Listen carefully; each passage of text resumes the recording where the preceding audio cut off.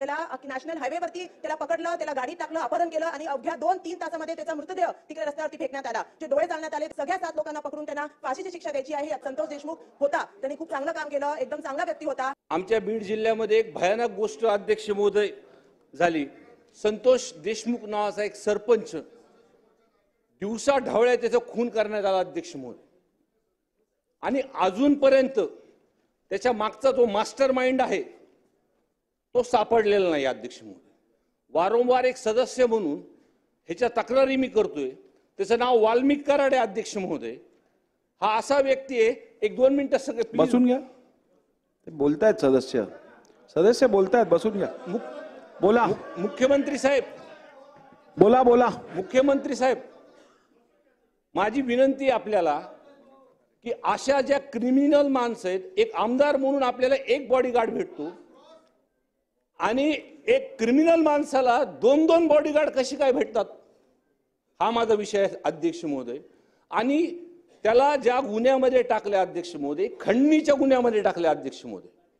खंडणीचा जो 302 मध्ये जे कट रचलेलं होतं अध्यक्ष महोदय, त्याच्यामध्ये अजून सुद्धा हा वाल्मिक कराड नावाचा व्यक्ती त्याच्यामध्ये घेतलेला नाही अध्यक्ष महोदय.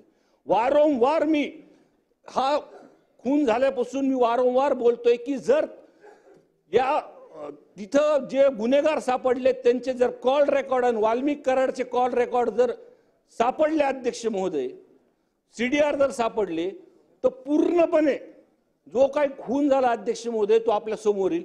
माझी विनंती आहे मुख्यमंत्री साहेबांना की आपण चॅलेंज म्हणून गडचिरोली जसं घेतात तसं चॅलेंज म्हणून आमचा बीड जिल्हा घ्या. आणि हा जो गुन्हेगारीचा पॅटर्न आमच्या जिल्ह्यामध्ये वाढत आहे अध्यक्ष महोदय, ह्याच्यावरती आळा काढा. आणि अध्यक्ष महोदय, जनतेमध्ये जिल्ह्यामध्ये एवढा रोष आहे अध्यक्ष महोदय की जर हे अधिवेशन संपूस तर जर या वाल्मिक कराडला जर अटक झाली नाही तर भव्य दिव्य आंदोलन आणि मोर्चा हा बीड जिल्ह्यामध्ये निघणार अध्यक्ष महोदय. माझी विनंती आहे मुख्यमंत्री महोदयांना की आपण आपण साहेब बोला ह्या संदर्भातलं की त्याला अटक कधी होणार साहेब. ठीक आहे. नमिता मुंदडा.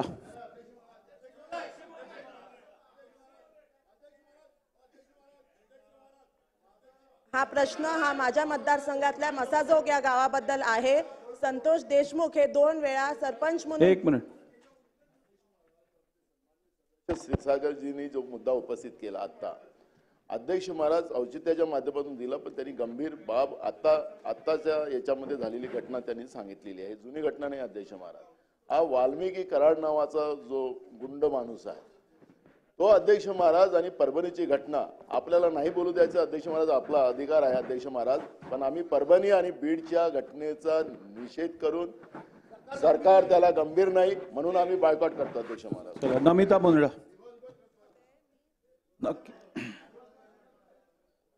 अध्यक्ष महोदय, हा जो प्रकरण झालं हे माझ्या मतदारसंघातलं प्रकरण आहे. बीड जिल्ह्यामध्ये केज मतदारसंघामधल्या मसाजोग गावाचा 2 वेळा सरपंच हा संतोष देशमुख होता. त्यांनी खूप चांगलं काम केलं, एकदम चांगला व्यक्ती होता. आणि त्याला म्हणजे लोकप्रतिनिधी असून त्याला नॅशनल हायवेवरती त्याला पकडलं, त्याला गाडीत टाकलं, अपहरण केलं आणि अवघ्या 2-3 तासामध्ये त्याचा मृतदेह तिकडे रस्त्यावरती फेकण्यात आला.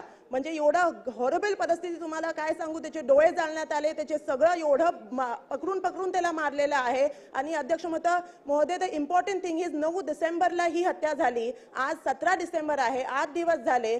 7 आरोपी कन्फर्म्ड आहेत आणि त्यापैकी फक्त 3 आरोपी सापडलेले आहेत. मेन जो माणूस ज्यांनी ती हत्या केली तो अजून त्याला सापडलेलाच नाही, तो फरार आहे. तर मला इकडे म्हणायचं आहे की अध्यक्ष महोदय, आपल्याला नक्कीच ह्या सगळ्या लोकांना पकडून त्यांना विदाऊट एनी मनात हे नाही ठेवून त्यांना काय म्हणतात फाशीची सजा ही झाली पाहिजे. जिल्ह्यामध्ये वातावरण खूप लोक घाबरली आहेत, संतापजनक वातावरण आहे. लोकांनी अख्खा जिल्हा बंद झालेला, रस्ता रोक केलेलं. तर लोकांना खरंच मनामधली ती शंका जी आहे ती नक्कीच आपल्याला दूर करून त्या सगळ्या 7 लोकांना पकडून त्यांना फाशीची शिक्षा द्यायची आहे. हे अत्यंत महत्त्वाचं आहे. म्हणून मी मुख्यमंत्री साहेबांना सुद्धा 2 वेळा या प्रकरणामध्ये भेटली आहेत की नक्कीच ते चांगल्या पद्धतीने या दोषी जे आहेत त्या सगळ्यांना अटक करून त्यांना फाशीची शिक्षा देतील, कडक कारवाई करतील. हे मला श्री दिलीप लांडे.